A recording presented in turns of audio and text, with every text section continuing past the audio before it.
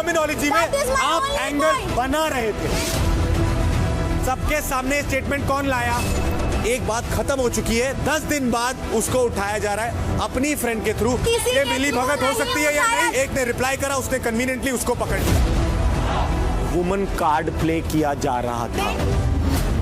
तो वही हुआ है, आज का एपिसोड खत्म। और जो है वो कहते हैं ना कि जिस अपना घर जब शीशे का हो तो दूसरों के घर पर पत्थर ही मारते, वही हो गया चीज यहाँ पर कशिश के साथ। भाई अपनी ही जब हरकतें गंदी है, कीचड़ वाली है, तो दूसरे के ऊपर कीचड़ उछालने से कोई मतलब नहीं है। एक बात जो थी उसकी वो कि भाई खुद आई थी वाली बात पर जो स्टैंड ले रही थी, वो एक बार बोला, 2 बार बोला, थोड़ा स्टैंड लिया, वहीं खत्म कर देती तो बहुत अच्छा होता। इसने रबड़ किया उस चीज को, बहुत लंबा खींचा, बहुत ज्यादा लंबा खींचा, इतना लंबा खींचा कि वो स्टिकर उठा के लोगों से अपील करने लगी कैमरे में देख करके।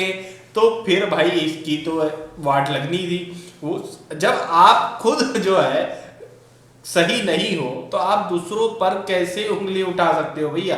आप को ये देखना चाहिए था कि हमारी जो गंदगी है उसके दलदल में हम खुद ही फंस जाएंगे।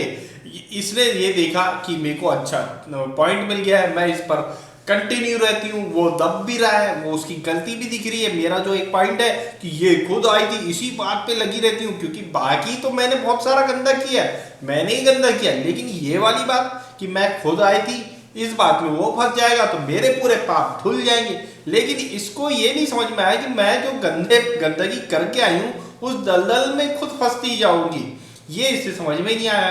तो भैया ये जो कटघरे वाला टास्क था, इसमें जो है अविनाश को घर वालों ने जो ज्यूरी बनाए गए थे उन्होंने नॉट गिल्टी पाया है। और जिस तरह से जो है कशिश इस पूरे मुद्दे में आई है, सिर्फ एक पॉइंट के बेस पर आई थी कि इसने ये बोला कि मैं खुद आई थी। लेकिन भैया इससे पहले आपका जो पूरा मामला था वो तो पूरा खराब है ना। तो उस एक चीज से क्या ही हो जाएगा, क्या ही हो जाएगा? उसको थोड़ा सा कर दी, छोड़ देती, अब तो पूरा का पूरा फंस गई हो, बहुत भयंकर वाली फंस गई हो।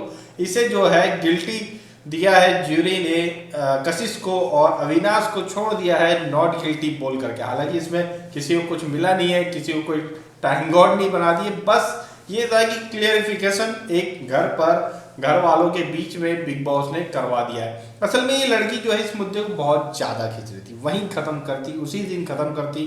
नॉमिनेशन जब हुआ था डाइनिंग टेबल तक बैठे थे, ये वहीं अगर एंड कर देती तो ये ऊपर ही रहती, टॉप पर ही रहती। अविनाश को भैया इसने एक तरह से दबा दिया था, वहां पर खत्म हो जाती बात, तो सही था।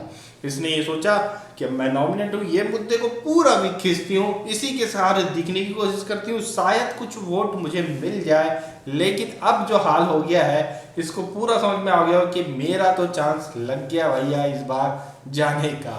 तो भैया वो जो कहावत है ना, तो बोली गई है कि अपना घर जब कांच का शीशे का बना हो तो दूसरों के घर पर पत्थर नहीं फेंका करते।